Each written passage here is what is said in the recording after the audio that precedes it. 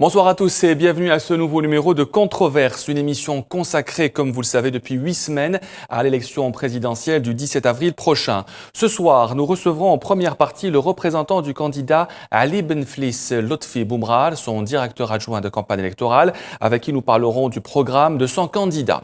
La seconde partie de cette émission sera consacrée au débat autour de la candidature du président de la République, avec deux journalistes, Amin Chikr de La Tribune et Tarek Hafid du Soir d'Algérie. On passe à présent à la première partie de Controverse.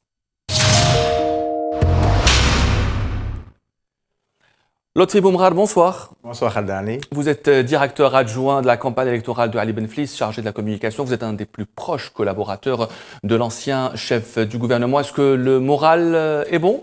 Il est au beau fixe plus que jamais, il est très bon et nous sommes plus que jamais déterminés à aller de l'avant dans cette élection. Malgré la candidature du président de la République? Vous dites candidature, pour nous il n'y a pas encore eu de candidature puisque le président ne s'est pas déterminé lui-même, ne s'est pas prononcé, il n'a pas parlé aux Algériens, il n'a pas pour le moment déclaré lui-même sa candidature. Je ne pense pas que l'Algérie gagne à déposer un brevet d'invention de la candidature par procuration. Je pense que c'est plutôt le défi de la normalité que nous devons relever. Dans le camp de Ali Benflis, si je comprends bien, Lotfi Boumrah, pour vous, Abdelaziz Bouteflika n'est pas officiellement candidat à l'élection présidentielle? Nous pensons que la candidature est un acte personnel et que le candidat doit s'adresser aux Algériens pour faire part de sa volonté de se porter candidat à l'élection présidentielle. Est-ce qu'il y a des possibilités aujourd'hui que le candidat Ali Benflis se retire? Est-ce que vous y croyez encore à cette élection présidentielle?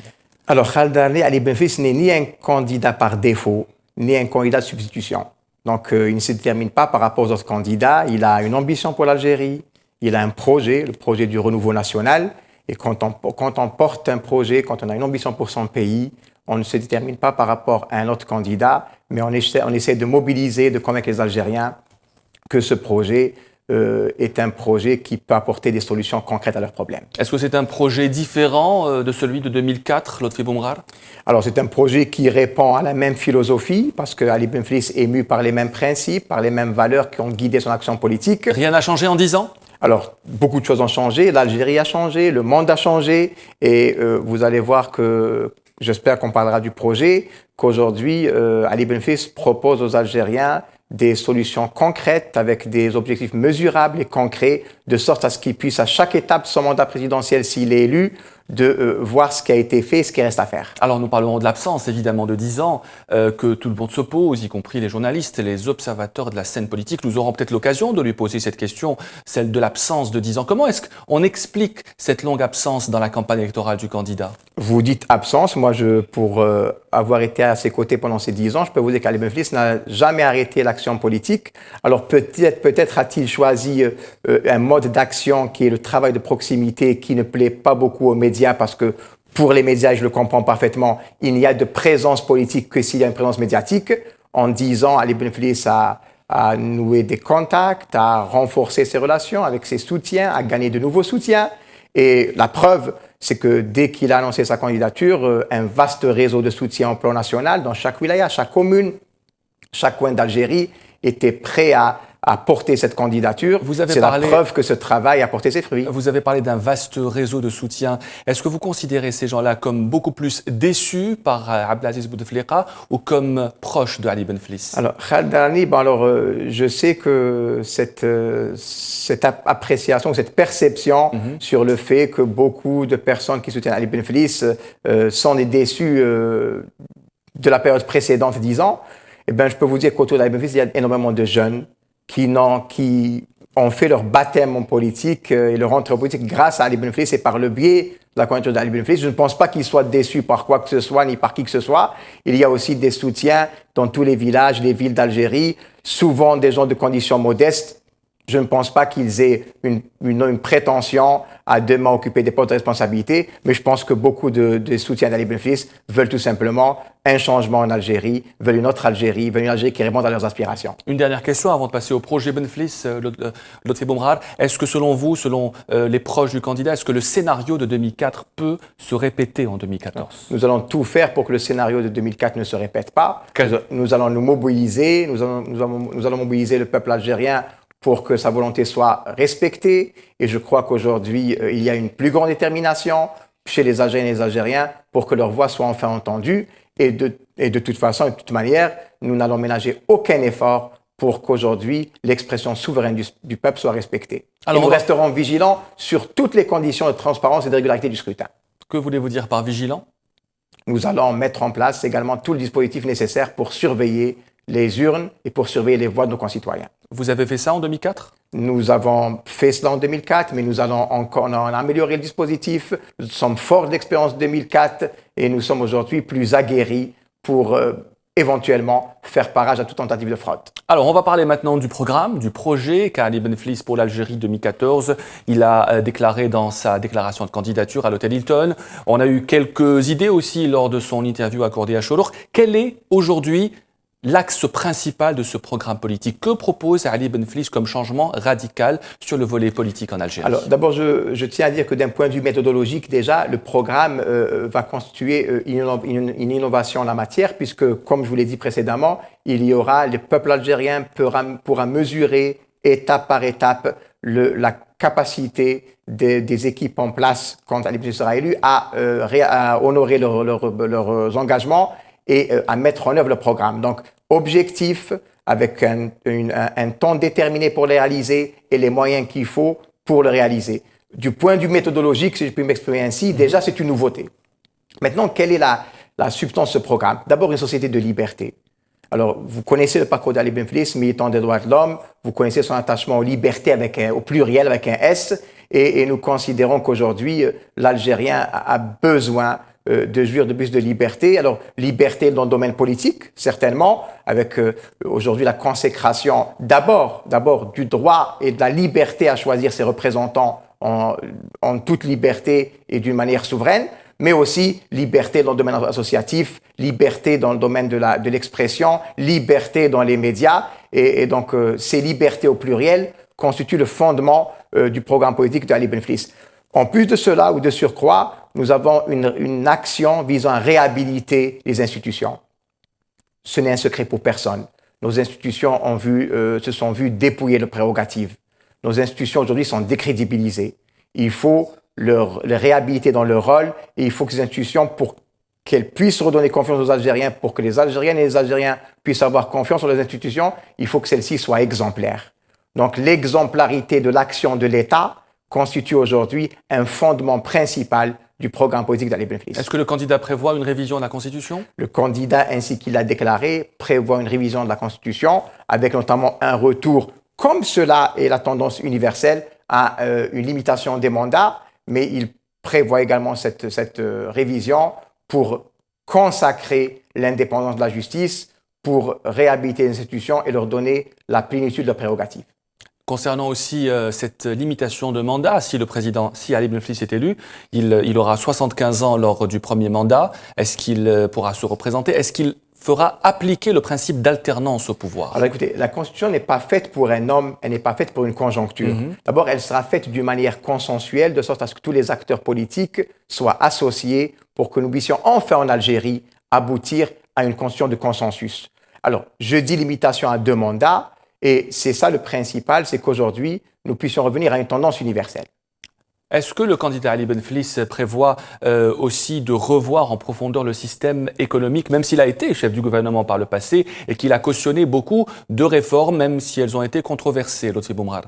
Alors, je dis que dans la limite des prérogatives qui étaient les siennes à l'époque, Ali Benflis, en tant que chef du gouvernement, a initié beaucoup de réformes, notamment la réforme du secteur public économique et bien d'autres réformes. Je vous rappelle que le Code des investissements de 2002 a permis de drainer un nombre conséquent d'investisseurs étrangers. Aujourd'hui, le programme économique d'Ali Benflis fait de l'entreprise le cœur de l'action économique. Il est aujourd'hui dommage que l'entrepreneur algérien soit en quelque sorte plane autour de lui une sorte de suspicion de culpabilité, une suspicion de fraude. Aujourd'hui, je crois que nous devons réhabiliter l'entreprise et l'esprit d'entreprise. C'est essentiel. Et nous devons aussi faire de l'Algérie un pays attractif. Alors, dans ce programme, Ali Benflis s'engage à l'horizon 2019, donc au terme d'un quinquennat, donc de faire de l'Algérie la 5e destination dans le bassin méditerranéen en termes d'attractivité des investissements. Il s'engage à en faire la 50e destination dans le monde dans ce domaine. En 5 ans? Oui, en 5 ans. Avec quelles mesures? En termes de facteurs de coût, en termes également du climat des affaires et en termes de fiscalité. Donc, et ce qui est important dans le programme d'Ali Benflis, notamment dans le domaine économique, mais pas uniquement, c'est qu'il y a une obligation.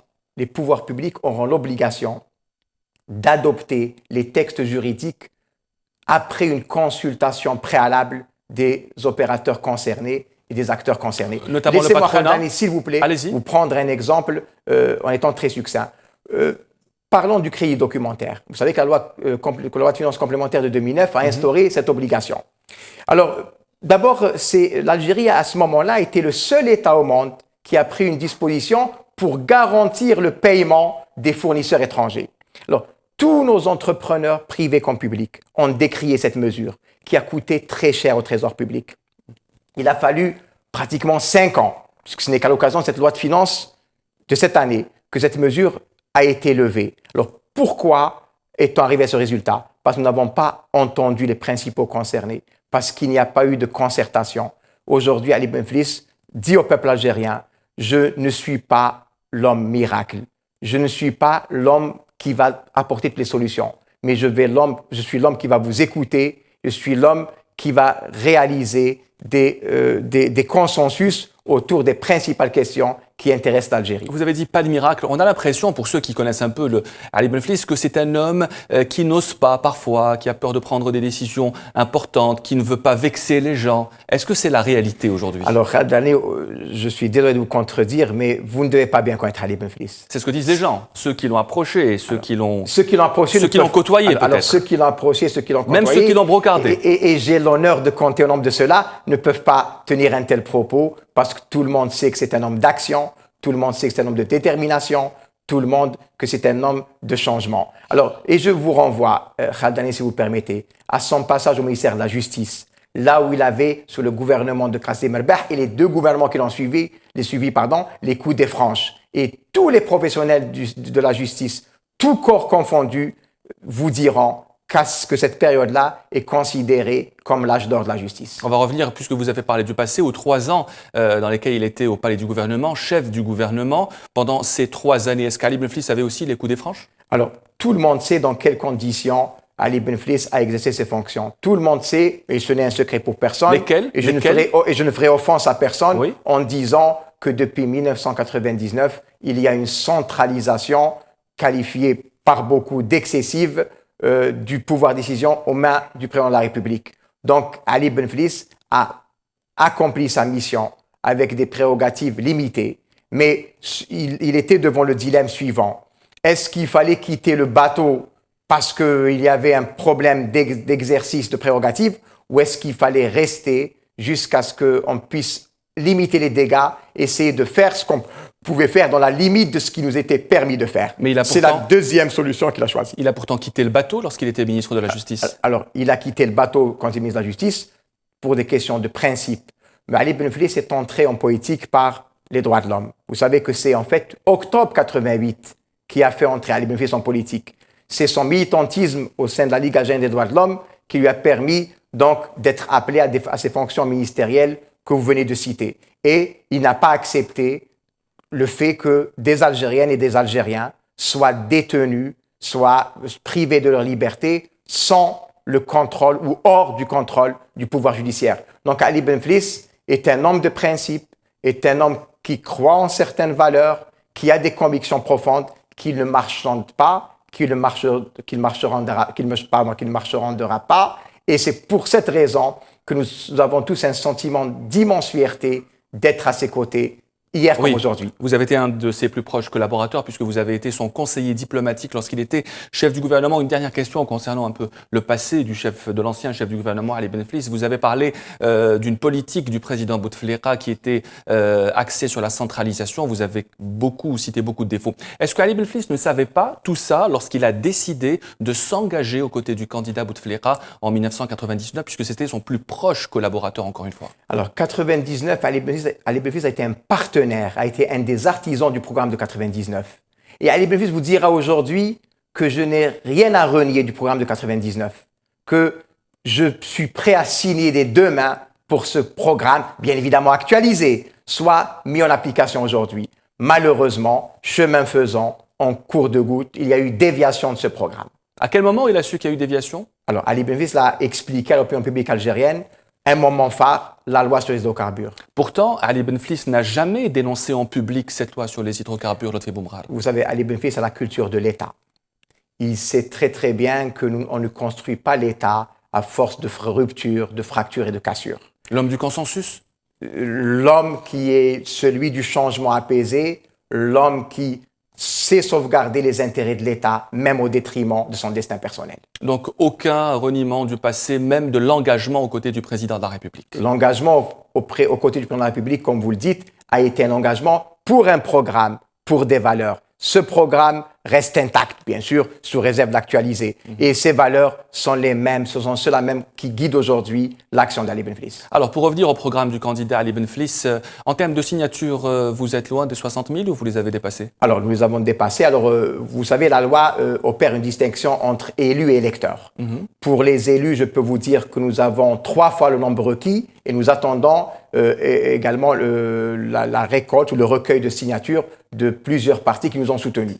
Et pour les électeurs, et je dois préciser, pour la bonne information de nos téléspectateurs, que nous avons des signatures d'élus de nombre de partis politiques et dans toutes les wilayas du pays. Pour les électeurs, nous avons largement dépassé le cap des 60 000.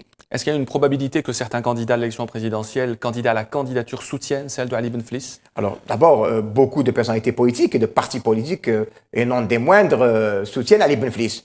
Je n'écarte pas l'hypothèse que d'autres personnalités le rejoignent, mais vous comprendrez que je laisse à ces personnalités le soin d'annoncer cela. On va revenir au programme économique du candidat qui est quand même un des axes principaux de ce qu'il propose. Quelle est aujourd'hui la différence entre ce que propose le candidat Ali Benflis en matière économique et avec ce qui est appliqué aujourd'hui en Algérie depuis 15 ans?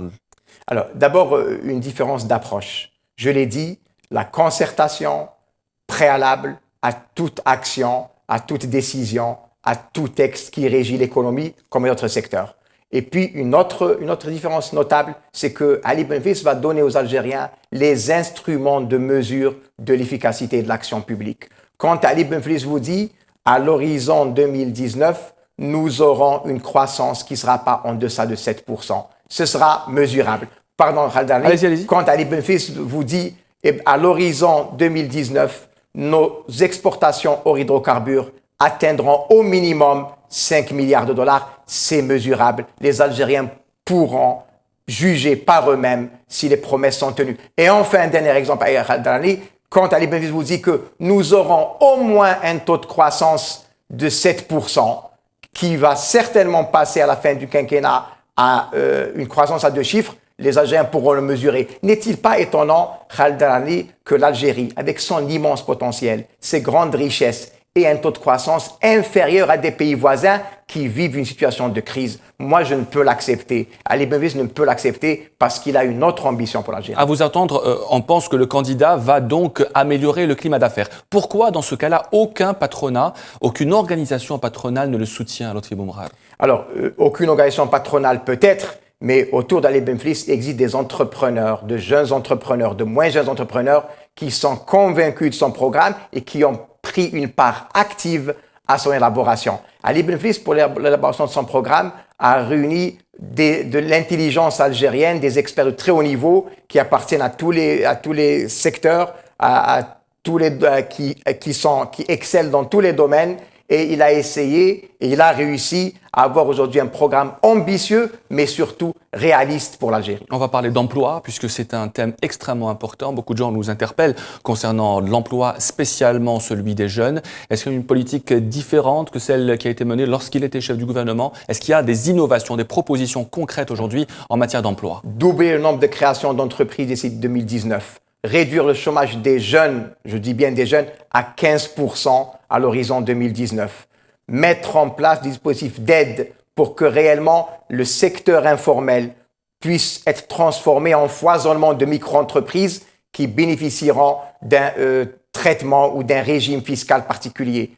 Tout cela, ce sont des innovations et des propositions contenu dans le programme économique d'Ali Benflis. Il y a de nouvelles formules qu'on va proposer. Est-ce qu'il y a des formules miracles aujourd'hui pour résoudre le chômage chez les jeunes? Est-ce que vous allez, par exemple, reconduire les formules actuellement de l'ANEM, par exemple? Alors, les formules qui existent seront reconduites, mais elles seront revisitées, elles seront refondées pour que, justement, les jeunes ne soient plus livrés à eux-mêmes. Parce que ce qui se passe aujourd'hui, Khaldani, c'est que l'État a opéré un transfert énorme de l'ordre de 2 milliards de dollars pour aider les jeunes à créer leurs propres entreprises. Malheureusement, ces jeunes sont livrés à eux-mêmes. Et dans beaucoup de cas, pour une large proportion, les entreprises en question périclitent. C'est ce que Ali Benflis ne peut accepter. Il y aura donc un accompagnement qui permettra à ces jeunes de prospérer et de voir leurs entreprises perdurer et leur assurer la pérennité. En matière d'éducation, est-ce qu'il y a une réforme de l'école est prévue? Est-ce que vous allez reconduire les réformes actuelles? Vous savez que l'école algérienne traverse une crise grave. 1 mois de grève aujourd'hui. Comment aurait réagi Ali Benflis s'il était président de la République? Alors, il était très peiné à l'idée de voir nos enfants et leurs parents privés donc d'école pendant 1 mois. Et il était également très étonné de voir la passivité des pouvoirs publics face à une telle situation. Alors, l'école compte au nombre des priorités de l'action d'Ali Benflis. Alors, d'abord, un modèle algérien de l'école. Il faut que l'école algérienne transmette à nos enfants les valeurs qui sont celles de notre pays et de notre société. Mais il y a des aspects beaucoup plus pratiques. Vous savez, Khaldani, que les parents souffrent de voir leurs enfants, entre la pause de midi et 1h, livrés très souvent à eux-mêmes. Eh bien, dans le programme d'Ali Benflis, un repas chaud sera distribué à tous les enfants d'Algérie, dans toutes les écoles d'Algérie, et les plus démunis, verront ce repas pris en charge par l'État. Est-ce que ce n'est pas un peu populiste de dire qu'un repas chaud sera fourni à tous les élèves? Alors, Khaldani, si vous pensez que les mesures qui répondent aux préoccupations des Algériens sont des mesures populistes. Est-ce que la solution est dans le repas? C'est ce que je veux dire. Elle est dans le repas pour un aspect, elle est dans l'amélioration des programmes pour un autre aspect, elle est pour un autre volet dans la formation des enseignants.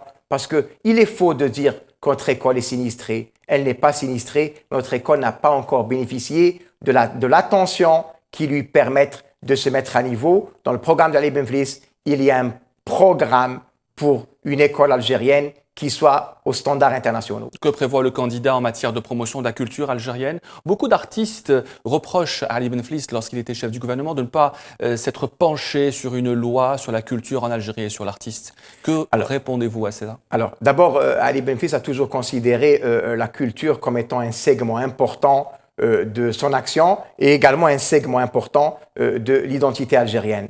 Alors, des mesures concrètes seront prises, notamment pour sécuriser les artistes et leur permettre donc de poursuivre leur carrière avec la couverture sociale qui convient, avec les avantages également qui leur permettent d'exercer leur talent. L'actuel gouvernement a déjà entamé cette réforme. Tout à fait. Il faut approfondir ce qui a été fait et il faut faire ce qui n'a pas encore été fait. En matière de santé?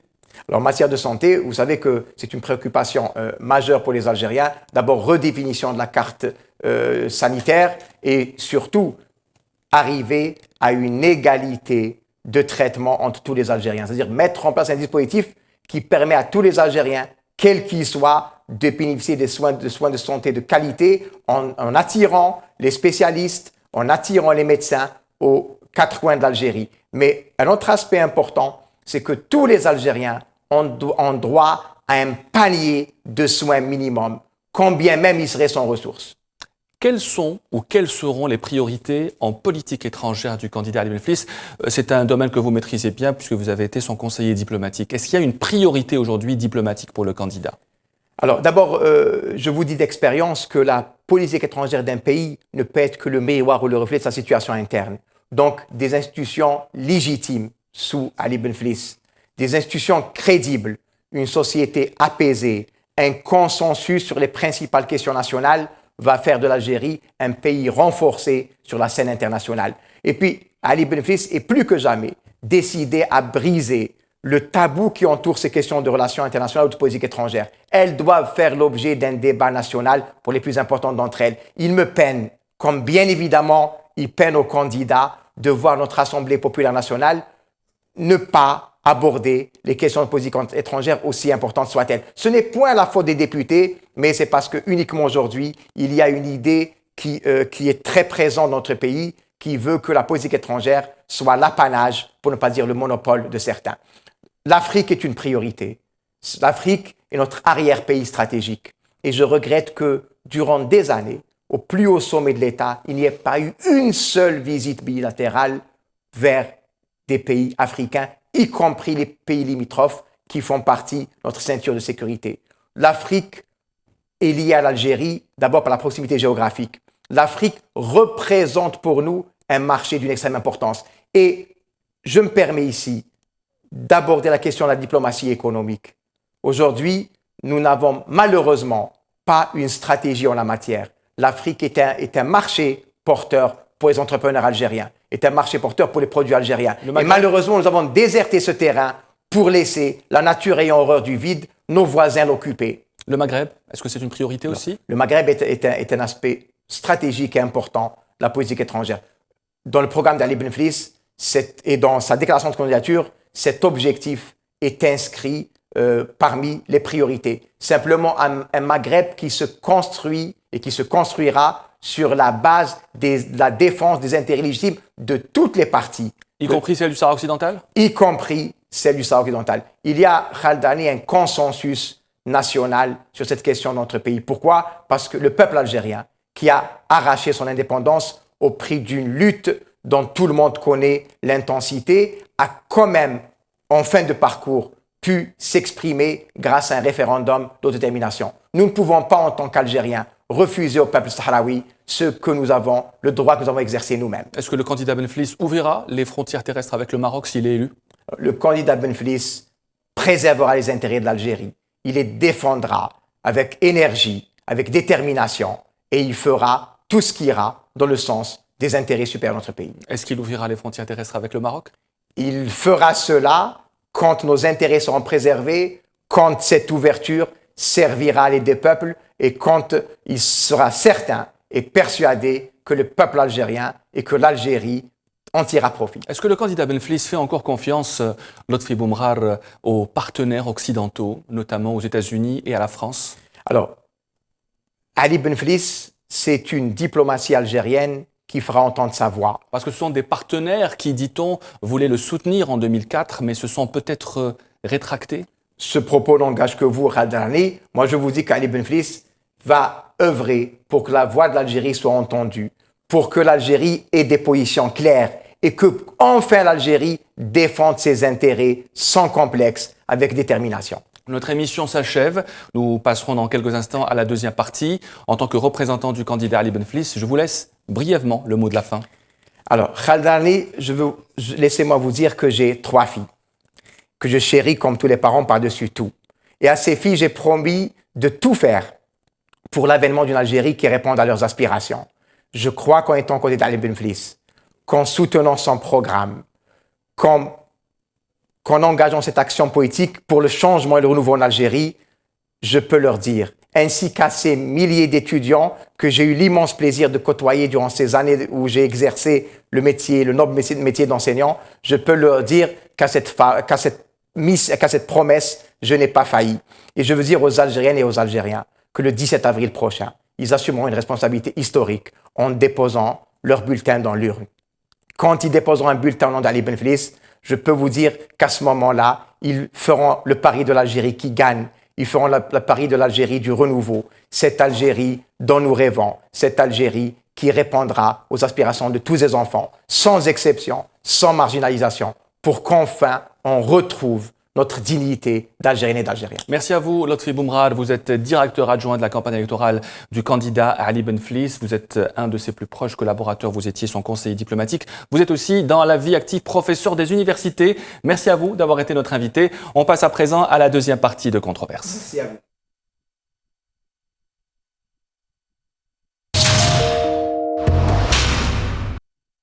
On passe donc à la deuxième partie de Controverse, une deuxième partie consacrée au débat concernant la candidature de Abdelaziz Bouteflika et celle de Ali Benflis aussi, puisque c'est le principal concurrent. Avec nous ce soir sur le plateau, deux journalistes. Amine Chikr, vous êtes rédacteur en chef de la Tribune. Bonsoir. Bonsoir. Avec nous également Tarek Hafid, vous êtes journaliste au Soir d'Algérie. Avant d'entamer ce débat politique sur ces candidatures, on va regarder ce micro-trottoir qui a été préparé par Neila et Hamouda concernant les candidatures du président de la République et de son ancien chef du gouvernement. Ce n'est pas une surprise la candidature d'Abdelaziz Bouteflika, parce que les gens ne veulent pas le changement. Non, je ne suis pas très chaud pour sa candidature au fait. Mais je ne pense pas qu'il va continuer 5 années, c'est les autres qui vont travailler à sa place. Il ne trouvera jamais une autre personne qui pourra remplacer Abdelaziz Bouteflika. Il est un petit peu trop vieux pour se présenter, mais je trouve un côté rassurant quand je sais que c'est lui le président. Il est dépassé. Ça y est, c'est fait, ça fait vieux jeu. Il faut savoir partir. Il faut savoir quitter la table quand l'amour est desservi. Ce mandat-là sera un mandat de trop, je pense. Tout simplement. Ce qui concerne la candidature de M. Benflis, on espère qu'il y aura un changement quand même. Je ne pense pas non plus que M. Benflis pourra rapporter grand-chose aussi comme changement. En sa qualité de bête nichewit al-Loures, c'est quelqu'un, un homme honorable, fier, un homme de principe pour un seul et unique mandat. Franchement, il est temps d'avoir de nouvelles têtes et d'avoir un technocrate. Il est tôt maintenant, c'est-à-dire de laisser la place à la jeunesse. Peut faire quelque chose pour le pays, pour le Watan Wakhlas. Je ne pense pas qu'il va suivre le programme du président. Parce que le programme du président, c'est un programme spécial. Personne ne fera quoi que ce soit, je suis désolée. Je crois pas que n'importe quel candidat va ramener quoi que ce soit, parce que je crois pas que c'est lui qui prenne les décisions. Franchement, qu'il serait temps d'avoir un nouveau président et pas celui-là. Je suis pour un changement, je ne suis pas pour la continuité dans cet état. Alors, quand vous voulez de voir des avis un peu divergents concernant les candidatures de Abdelaziz Bouteflika et de Ali Benflis, on a entendu une femme qui a parlé d'une candidature rassurante. Est-ce que Abdelaziz Bouteflika rassure aujourd'hui par sa candidature, Amine Chikr? J'ai eu l'occasion de faire quand même un petit peu le tour d'Algérie en accompagnant le Premier ministre Sellel dans ses visites d'inspection et de travail. Une grosse partie de la population, je dis bien une grosse, pas toute, grosse partie de la population a peur du changement, continue d'avoir peur du changement. Donc, évidemment, la stabilité, la continuité parlent à cette partie du peuple. Il y a une autre partie qui veut, avec force et passion, le changement, mais je ne pense pas qu'elle soit majoritaire, mais on verra bien. Il y a toute une campagne qui arrive, il y a des militants qui vont se battre, qui vont présenter des programmes, et peut-être qu'un déclic se fera. Mais pour l'instant, le maître mot chez la population, c'est, comme diraient les Tlemceniens, le mouelfa khair min telfa. Tarek Hafid, est-ce que la stabilité est plus importante que le changement? Est-ce que la stabilité est plus importante que le changement? Qu'est-ce que la stabilité? Déjà, en Algérie, je ne vois vraiment pas quel est ce mot. C'est l'argument utilisé. Non, c'est l'argument, d'accord. Oui. Bon, prenons par exemple le cas de M. Saïdani, qui a été l'un des premiers donc, à dire et qui a soutenu que le président allait se présenter et qui a mis en avant justement cet argument de stabilité. Il a suffi qu'il parle 2-3 fois, et notamment donc, le fameux entretien de TSA, Tout sur l'Algérie, pour que justement il déstabilise donc, toute la scène politique. Donc, est-ce que c'est ça la stabilité? Je ne sais pas. Donc pour vous, un des plus grands partisans du président de la République a déstabilisé le système en critiquant notamment le... Pas le système, mais en tout cas une sorte d'ordre établi, une sorte de... pas le système en lui-même, mais en tout cas, il a enfreint certaines règles. Est-ce que selon vous, les partisans, les proches du président de la République ont été déçus par la sortie médiatique de Hamar Saadani, ou est-ce que c'était prévu? qu'il critique aussi le directeur général du DRS? Je pense qu'il a surpris beaucoup de monde. Tous, je ne sais pas, mais beaucoup de partisans ou de responsables gouvernementaux ou politiques qui soutiennent la candidature de Bouteflika ont été surpris par cette sortie qui est vraiment, qui n'est pas anodine. On avait l'habitude d'entendre parler d'attaques frontales contre le DRS ou contre le général Médienne, mais elle venait en général de l'opposition, donc ça faisait pas trop mal. Mais venant du parti majoritaire, évidemment, ça a déstabilisé beaucoup de monde, ça a surpris beaucoup de monde, et la réaction a été plus que ferme pour appeler les uns et les autres à l'ordre, un, en tant que président de la République, et deux, en tant que chef des forces armées. Ahmed Saadani est devenu gênant, selon vous, à un moment précis? Il continuera à être le trublion qu'il a toujours été. On ne peut pas lui concéder d'être un très grand homme politique avec une large vision, mais il semblerait que pour le FLN, en ce moment précis, ce soit l'homme de la situation. Ahmed Saadani, spontané ou téléguidé, Tariq Hafid? Téléguidé, c'est évident. Par qui? Pourquoi? Je sais. Pour quelle raison? Bon, déjà, pourquoi? C'est évident. Il est évident que c'est pour imposer un 4e mandat. En tout cas, pour participer à imposer ce 4e mandat. Par qui? Bon, tout le monde parle du frère du président, donc Saïd Bouteflika. Aucune preuve. Voilà. Amine Chikr, vous avez dit que... Oui, allez-y, allez-y.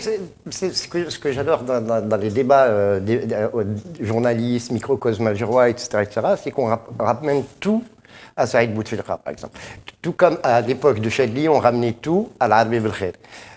Puis à Toufiq Médine, et ainsi de suite. Ça veut dire on ne dit jamais, c'est le président de la République qui a peut-être instruit Saïdani de faire cette déclaration.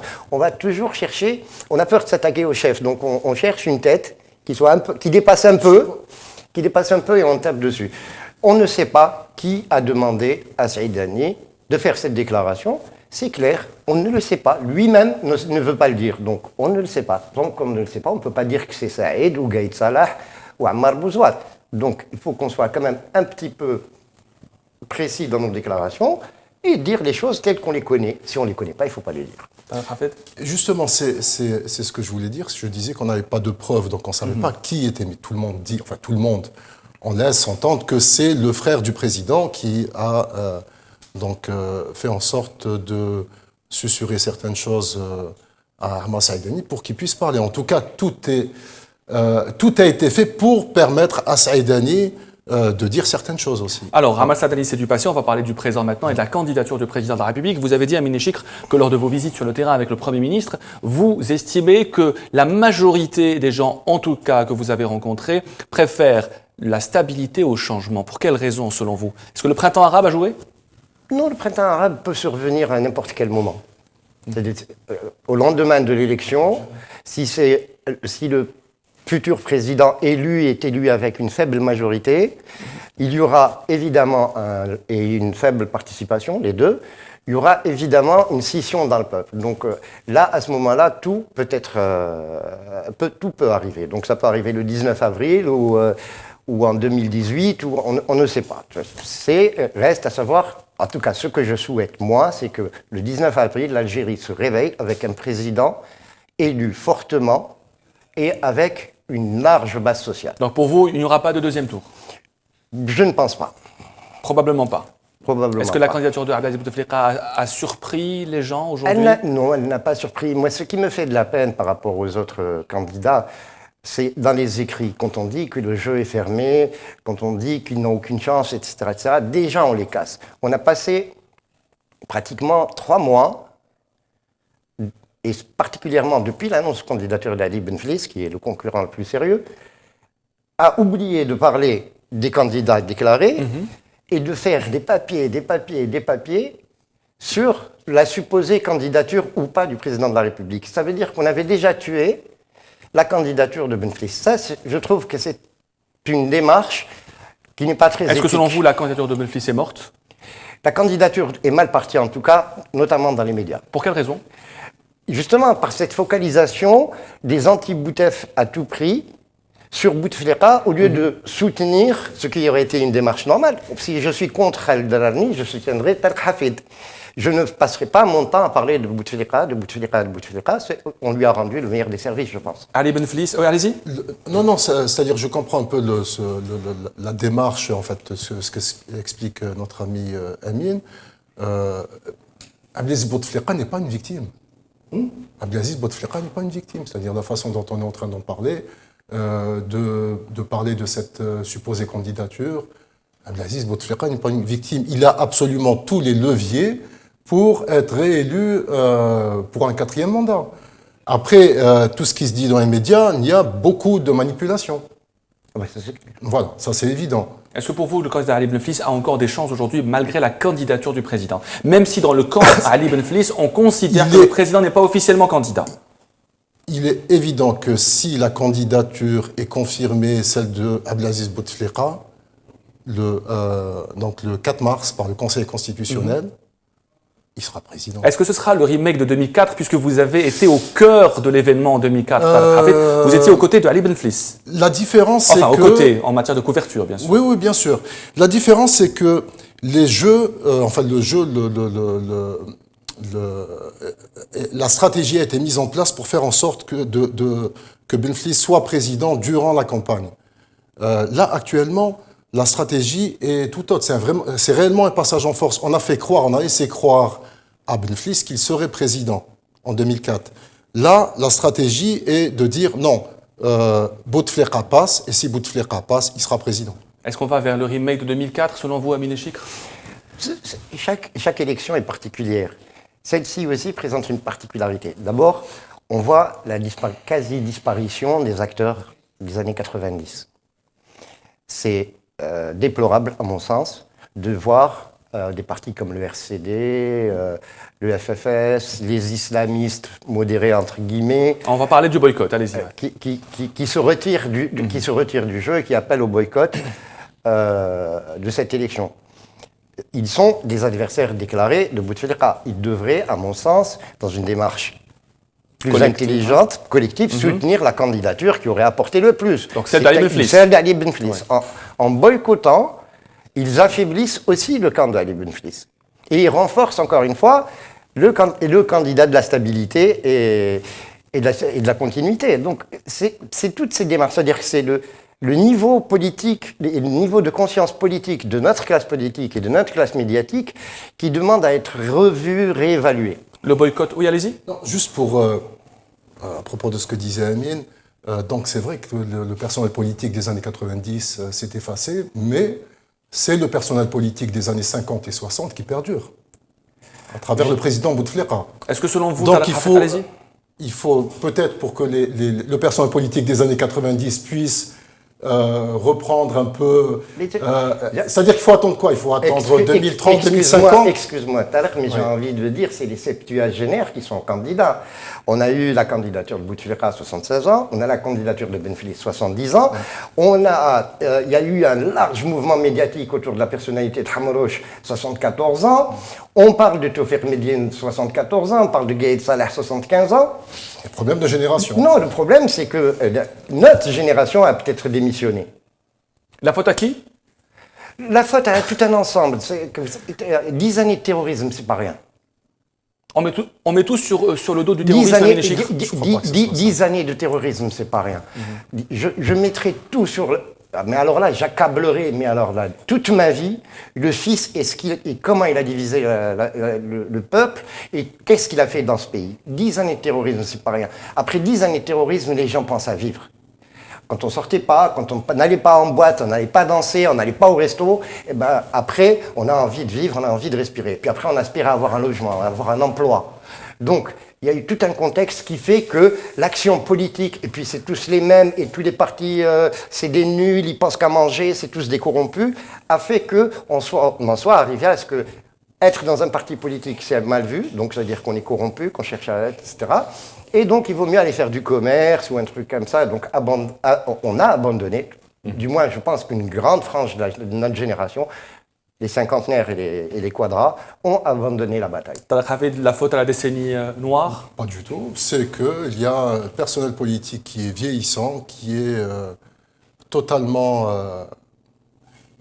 qui veut absolument verrouiller le jeu politique, et c'est ce qui se passe actuellement avec Abdelaziz Bouteflika. Vous ne pensez pas que le candidat, par exemple, Benflis, peut apporter du changement avec plus de jeunes, comme il le promet? C'est possible.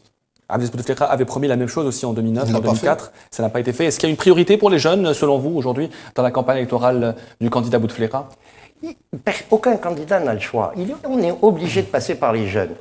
Quand on dit que c'est un personnel politique vieillissant, quand je vais à l'APN ou quand je vais dans les APC, quand je vais dans les meetings, il n'y a pas que des vieux. Il n'y a pas que des vieux. Quand je dis personnel politique vieillissant, je parle des personnes qui ont le pouvoir réel. Quand on voit les membres... dans une APC qu'on a le pouvoir, ce n'est pas l'APN non plus qu'on a le pouvoir. Quand on voit les membres du gouvernement, ce n'est pas tous des gens qui ont 70 ans. Le ministre du Tourisme en a 44, je crois. Le ministre du Tourisme en Algérie... oui, ça reste un ministre qui prend des décisions qui auront des bonnes ou mauvaises, mais qui auront des implications par la suite. Bien sûr. Les septuagénaires, il n'en reste plus beaucoup. Hein. Est-ce que le boycott profite au candidat président, comme on disait en 2009, le candidat président?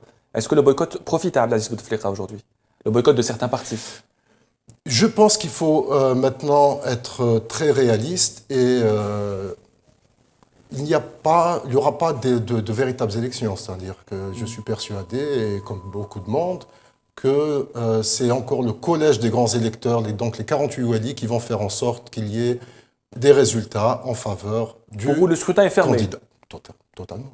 En 2009, pour vous? C'est simple. Si la candidature d'Abdelaziz Bouteflika est confirmée, il sera président. Mais est-ce que le président est populaire dans le Khafet?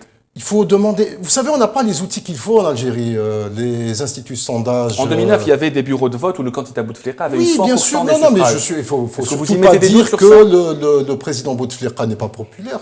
Bien sûr qu'il est très populaire, sûrement. Mais après, est-ce qu'on a les moyens en Algérie pour savoir, pour connaître donc le taux de popularité d'une personnalité politique? On ne l'a pas. Amine Chikr, la popularité du président. Après, qu'est-ce qui reste? Excusez-moi. Il reste la télévision d'État, il reste... La télévision publique, oui. Voilà. Amine Chikr, la popularité du président. On est toujours dans les... Il est très populaire. Oui. Il est très populaire. Beaucoup le considèrent comme un père. Beaucoup le considèrent comme un père. Donc la question, il rassure, la réponse, il me rassure, c'est il me rassure comme un père. Maintenant, comment transformer cette popularité en voix, c'est autre chose. Ali Benflis aussi est très populaire. Il est connu. Ça ne s'est pas vu en 2004. Mais ça ne peut pas se voir parce qu'à chaque fois, quand on est face en Algérie, face à un candidat qui se représente, on est persuadé qu'il va passer. Et donc, même les équipes qui soutiennent Benflis commencent à démissionner, commencent à perdre espoir. C'est dommage. C'est dommage. La bataille se joue dans les urnes. Pensez que les 48 wali vont inverser le vote dans le contexte dans lequel on est. Il suffit de voir ce qui se passe en Ukraine ou ce qui s'est passé chez nos voisins. J'ai des doutes. J'ai des doutes. À qui profite selon vous la lettre écrite par Mouloud Hamrouche, l'ancien chef du gouvernement? À lui-même d'abord. Pour quelle raison? Je pense qu'il se place déjà dans l'après-candidature, l'après-élection. Donc, il remontre une disponibilité à être un acteur politique de premier plan et il se place éventuellement pour peut-être revenir au FLN, puisqu'il a été membre du bureau politique du FLN à l'époque où le FLN était autre chose que ce qu'il est maintenant, hein, c'est-à-dire sous la direction d'Abdelhamid Mahri, etc. Il se replace peut-être pour éventuellement revenir au FLN, reprendre le FLN. Il se place peut-être pour revenir en tant que chef de gouvernement, je ne sais pas. Mais en tous les cas, il a fait une sortie et il se place juste après le 19. Je ne pense pas qu'il soit candidat. Est-ce que c'est un message crypté qu'a voulu délivrer Mouloud Hamrouche ou est-ce que le message est clair? Totalement crypté. Beaucoup de journalistes ont eu du mal à décrypter. À le décrypter? Que veut-il dire Mouloud Hamrouche dans sa lettre? Que voulait-il dire? Il appelle à l'intervention de l'armée quand même. D'une certaine façon, bien sûr, il a demandé à l'armée de prendre ses responsabilités, mais comment, on ne sait pas, il ne donne pas de voix claire. Il a présenté un peu comment sa façon de voir un peu l'Algérie, ce qu'il propose donc en termes de liberté, de démocratie. Mais je pense qu'il faut attendre, on parle d'une deuxième lettre, donc il faut attendre la deuxième lettre pour Deuxième essayer lettre. de comprendre, On pour va attendre le décrypter. facteur, alors. Voilà. Alors, pour revenir à la candidature de Abdelaziz Bouteflika Amine-Chikr, les gens mettent en doute évidemment ses capacités à gérer le pays. Alors, les questions sont nombreuses. Comment va-t-il voter? Comment va-t-il prêter serment? Que prévoit aujourd'hui l'équipe de campagne, selon vous, du candidat Abdelaziz Bouteflika? Je ne sais pas ce que prévoit Abdelaziz Bouteflika lui-même, parce que ce sera lui le patron de sa campagne, de sa propre campagne. Connaissant le personnage, c'est lui qui prendra les décisions qui le concernent. Concernant sa capacité à gérer ou ne pas gérer le pays, je me référerai d'abord à deux personnalités qui l'ont vu et qui ont dit qu'il allait bien et qu'il avait beaucoup de courage. Donc Jean-Marc Ayrault, le Premier ministre français, Qu'il a rencontré. qu'il a reçu, et le maire de Paris, j'ai oublié son nom. Bertrand Delanoë. Bertrand Delanoë. Après, je prendrai la lettre qu'a faite le président de la Tunisie à Bouteflika, le remerciant de les avoir aidés à arriver au résultat, c'est-à-dire l'adoption de la nouvelle constituante. Ça veut dire que Abdelaziz Bouteflika, en recevant à plusieurs reprises Belgi Caïd Sebsi et Renouchi, a réussi à être soit un médiateur, soit à essayer de rapprocher les positions des uns et des autres pour éviter à la Tunisie de connaître une impasse encore plus longue. Donc, d'après ces personnages étrangers, Abdelaziz Bouteflika va bien et fait son boulot. Après, ceux qui ne l'ont pas vu m'expliquent qu'il est mourant, qu'il n'a aucune capacité, qu'il est lucide une demi-heure par jour, etc. etc. Bon, je veux bien, mais ils ne l'ont pas vu. Ceux qui l'ont vu ont dit une chose, ceux qui ne l'ont pas vu disent autre chose, et puis le citoyen choisira qui a raison et qui a tort. Et pour vous, il faudrait bien sûr croire ceux qui l'ont vu, ceux avec qui il a discuté. Je pense bien. Je vais vous parler de votre père, je vais dire il a ceci et cela alors que je ne l'ai jamais rencontré. Et vous vivez avec lui. Et vous me dites le contraire. Donc qui c'est qu'on va croire? Vous ou moi? C'est clair. Tarek Hafed, les capacités du président à effectuer des gestes qu'il doit effectuer lui-même pendant la campagne. Sincèrement, je n'ai aucune idée. C'est vraiment, ça relève du domaine médical, mais ce que je sais, ce que j'ai pu lire, ce que j'ai pu avoir comme information, c'est qu'un AVC touche le cerveau. Ça ne touche pas le cuir chevelu ou les oreilles, c'est le cerveau directement. Donc, après, en parlant de capacité, je ne sais pas, sincèrement. Mais en tout cas, ce qui est sûr, c'est que le président de la République n'a pas parlé aux Algériens. Moi, Algérien, je n'ai pas à attendre qu'un étranger, pour des raisons X ou Y, vienne me dire que mon président va bien. Mais il faut préciser que même lorsqu'il était en bonne santé, le président parlait rarement dans des discours à la nation. Le président n'a pas parlé, oui, bien sûr, a très peu parlé ces dernières années. 2 discours en 3 quinquennats, Amine-Chikr. Pourquoi est-ce que le président de la République ne parle pas souvent aux Algériens, même quand il était en bonne santé?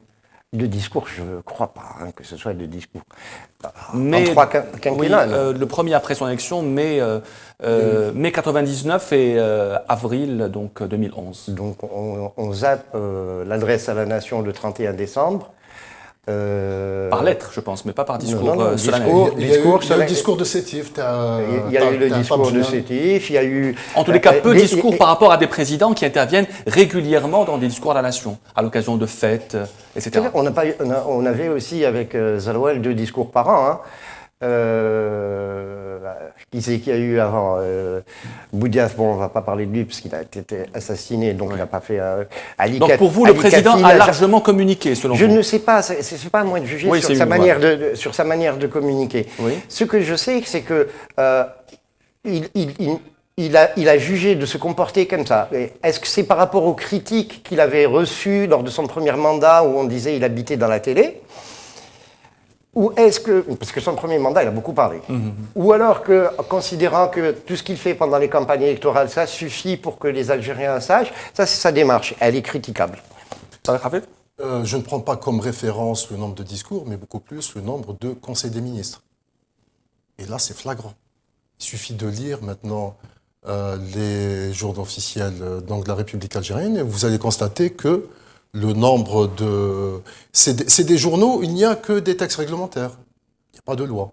Alors, une dernière question. Dans ce débat, selon vous, Amine-Chikr, qui va mener la campagne électorale du candidat Abdelaziz Bouteflika? On a déjà des ministres qui ont été désignés, d'autres représentants, les mêmes qu'en 2009, notamment. Je pense que ce sera la même équipe que de 2009. Avec notamment Amar Khoud et Amar Ben Younes. Oui, et peut-être Abdelmalek Sedlel comme directeur de campagne. avec son adjoint, M. Oueli, l'ancien secrétaire général du ministère de l'Intérieur. On parle du retour de M. Abdeslam Bouchoualeb comme directeur de la communication, probablement, comme en 2009. Je crois qu'il a été déjà installé. Et ce n'est pas donc Hamraoui Habib Chawki, comme l'ont affirmé certaines sources. Monsieur Sellal, comme directeur de campagne, alors qu'il est président de la Commission nationale de préparation, en même temps Premier ministre. Il pourrait démissionner pour être remplacé par Youssef Yousfi. D'accord, ok.